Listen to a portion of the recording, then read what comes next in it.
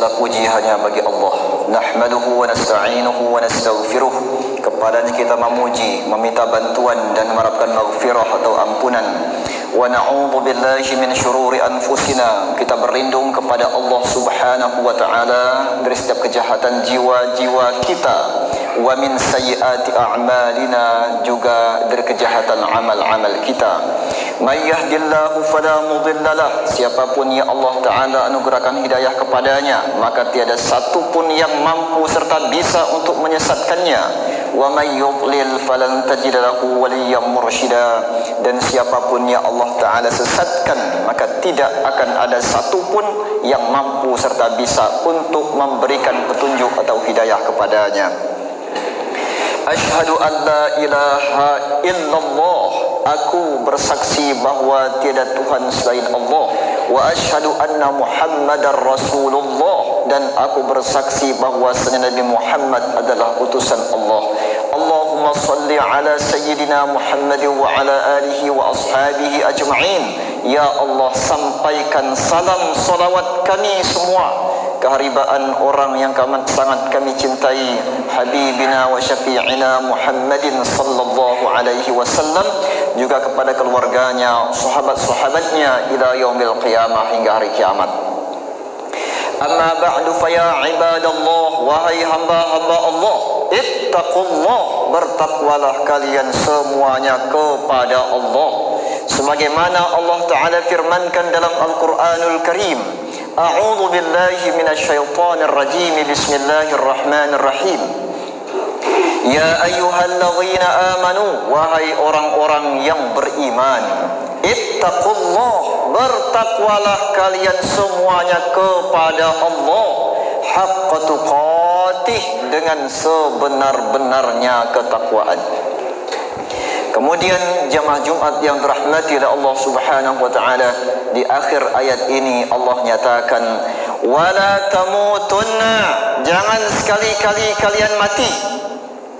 Jangan sampai roh kalian terpisah dari jasad kalian. Kalian tinggalkan anak, istri, harta ini perjuangkan, illa wa antum muslimun, kecuali kalian dalam keadaan berpasrah diri, tunduk patuh mengabdi kepada Allah Subhanahu wa taala, atau dalam keadaan husnul khatimah. Wa qala an-nabiy sallallahu alaihi wasallam, ittaqillaha haitsuma kunta wa atbi'is sayyi'ata al-hasanata tamhuha wa khaliqin nasa bi khuluqin hasanin. Sadaqallahul azim wa sadaqa Rasulullah an-nabiyul karim wa nahnu ala dhalika minasyahidin wasyakirin walhamdulillahi rabbil alamin. Jemaah Jumat yang dirahmati oleh Allah Subhanahu wa taala, hari ini kita berada di tanggal 2 Hijriah 1442 Hijriah, bertepatan juga dengan 21 Agustus 2020. Jamaah Jumat rahimakumullah, tentunya kita semua berharap dan berdoa semoga Allah Ta'ala mengampuni dosa-dosa masa lalu kita. Dan di tahun depan ini, tahun ini 1442 Hijriah, tentunya pun kita berharap semoga Allah Ta'ala anugerahkan kebaikan, kemuliaan, kesehatan lahir batin, kelapangan rizki, kemudahan urusan. Dan kita pun berdoa semoga siapapun di antara kita yang mungkin Allah berkehendak untuk mewafatkannya di tahun 1442 Hijriah ini, semoga Allah Ta'ala wafatkan dengan husnul khatimah. Jamaah Jumat yang dirahmati oleh Allah Subhanahu wa taala, mengawali tahun 1442 Hijriah ini, saya mengajak kepada kita semua untuk bermuhasabah, merenungi hal-hal lalu yang buruk yang pernah kita lakukan untuk memperbaiki di masa-masa yang akan datang atau di tahun 1442 Hijriah ini. Untuk kita renungi bersama, untuk kita ketahui bersama sebagai bahan pertimbangan kita untuk mengambil langkah, untuk bergerak, berbuat dan berkata serta berniat. Kita ambil ibrah dari sebuah ucapan seorang manusia yang dia sama seperti kita manusianya, namun beliau dapat julukan Ashraful Anbiya wal Mursalin, Nabi dan Rasul yang termulia. Dialah Nabi kita Muhammad sallallahu alaihi wasallam. Termuat dalam sebuah hadis rawahu at-Tirmidzi dalam kitab Sunan At-Tirmidzi dari seorang sahabat bernama Abi Barzah Al-Aslami. Abi Barzah dalam riwayatnya beliau wafat lebih kurang tahun 65 Hijriah. 65 setelah Nabi hijrah ke Madinah, beliau pun wafat. Beliau termasuk sahabat yang banyak meriwayatkan hadis-hadis dari Nabi kita Muhammad sallallahu alaihi wasallam. Bahkan dikatakan salah satu sifat beliau yang memang mendarah daging dalam kehidupannya adalah dia setiap pagi tidak pernah melewati pagi harinya kecuali dia memberikan makan, memberikan roti kepada orang-orang fakir miskin. Kemudian beliau pun tidak pernah melewati waktu-waktu subuhnya kecuali dia membaca tidak pernah kurang daripada 50 sampai dengan 100 ayat Al-Quranul Karim. Dialah seorang sahabat bernama Abi Barzah Al-Aslami. Beliau berkata, qala Rasulullah sallallahu alaihi wasallam, bahwasanya Nabi Muhammad sallallahu alaihi wasallam bersabda, la tazulu qadama 'abdin yaumal qiyamati. Kata beliau, la tazulu qadama 'abdin, tidak akan pernah bergeser kaki seorang hamba, tidak akan pernah bergerak qadama, dua kaki seorang hamba, yaumal qiyamati, pada hari kiamat. Ada yang mentafsirkannya maksudnya pada hari penghitungan. Ada yang mengatakan saat berkumpul di padang mahsyar tidak akan bergerak kaki seorang hamba. Kenapa yang disebut kaki? Karena dia berdiri. Kenapa dia berdiri? Karena waktu itu tidak ada lagi manusia terhormat, tidak ada lagi yang dimuliakan, semuanya berdiri. Yang duduk itu orang mulia, orang terhormat, semuanya berdiri di hadapan Sang Maha Kuasa, Maha Adil Allah Subhanahu wa taala.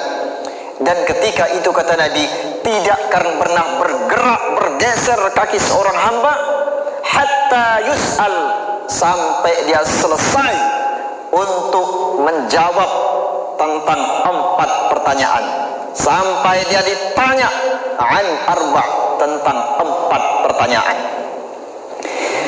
Kemudian yang pertama, an umrihi fima afnah. Yang pertama adalah umurnya, untuk apa umur itu dia habiskan. Kenapa yang pertama kali ditanya itu adalah umur? Karena umur ini merupakan nikmat yang pertama dan terakhir yang diberikan Allah kepada seorang hamba. Bukankah sebelum dia punya rumah, dia punya umur? Sebelum dia punya kendaraan, dia punya umur. Sebelum dia punya harta, dia punya umur. Maka kita pun sering mendengar separah-parahnya orang mendapatkan musibah, dia pasti berkata, alhamdulillah, syukur hanya begini, syukur cuman begini, syukur begini. Kenapa demikian? Masih ada nikmat terbesar yang merupakan peluang dia untuk masuk surga. Ada nikmat umur. Umur manusia, andaikan sesuai dengan keterangan dari pakar kesehatan, bahwa tidur manusia itu sebaiknya 8 jam setiap harinya. Allah berikan kita 24 jam. Ambil 8 jam, berarti sepertiga umur kita sudah habis untuk tidur. Kemudian lagi sepertiganya, itulah kita bekerja, berangkat pagi pulang sore bekerja. Yang sepertiganya kemana ini perginya? Maka mulai saat ini menghadapi di tahun 1442 Hijriah ini, kita berhati-hatilah dengan umur ini. Luruskan niat setiap amal, luruskan niat setiap perbuatan, dan ingat rambu-rambu yang Allah tetapkan. Maka insya Allah kita akan selamat dari hal yang pertama tentang umur ini. Kemudian yang kedua, wa an ilmihi fima fa'al. Yang kedua akan ditanya tentang ilmunya, untuk apa dia gunakan. Hadis ini mengingatkan tentang pentingnya mencari ilmu. Kenapa demikian? Karena ilmu dulu baru amal. Ilmu terlebih dahulu baru amal. Maka dikatakan wail, celaka, liman la ya'lam, bagi orang-orang yang enggan untuk belajar. Namun wawailun, celaka juga, liman alima walam ya'mal, celaka juga kata Nabi orang-orang yang tahu namun dia enggan untuk mengamalkan ilmunya.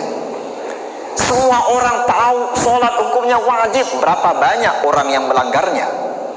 Semua orang banyak yang tahu tentang ini hukumnya begini, ini wajib, ini sunnah dan seterusnya. Berapa orang yang mengamalkannya?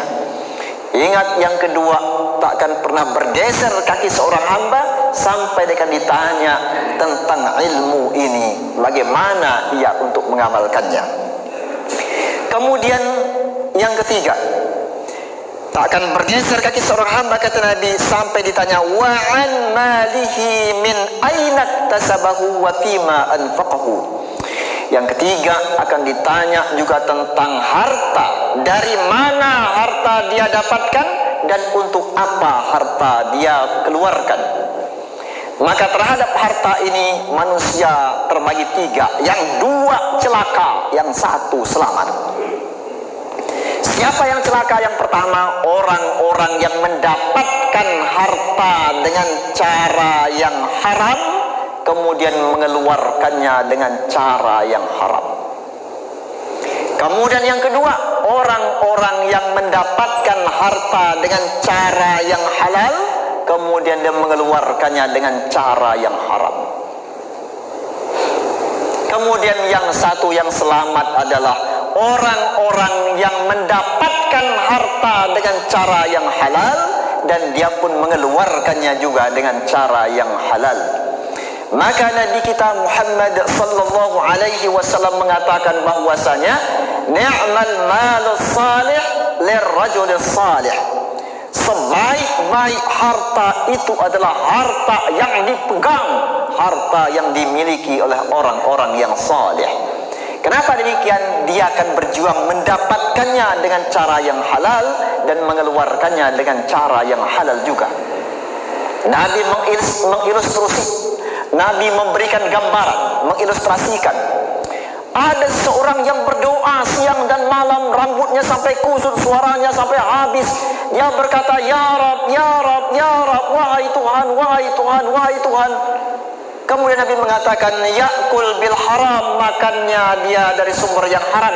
Yashrab bil haram, dia minum dari sumber yang haram. Yalbas bil haram, dia berpakaian dari sumber yang haram.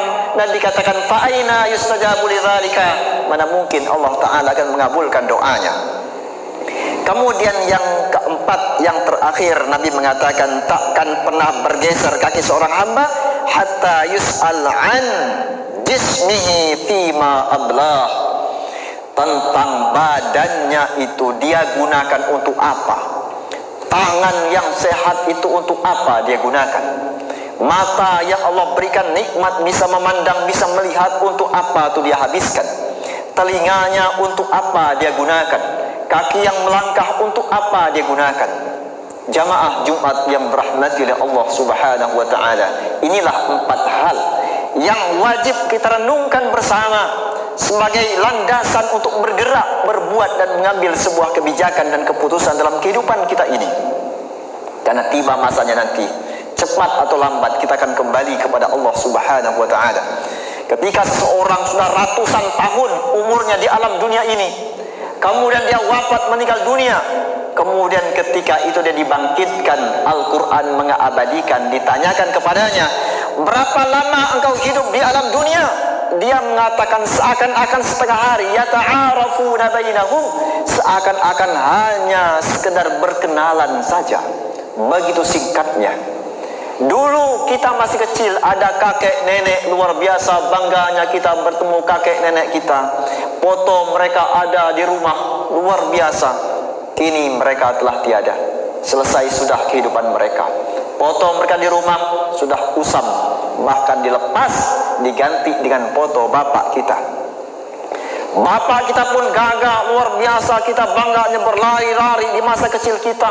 Kemana orang menghina kita, kita katakan bapak saya begini, bapak saya begini, bangganya kita. Kemudian kini dia pun telah tiada, selesai sudah kehidupannya.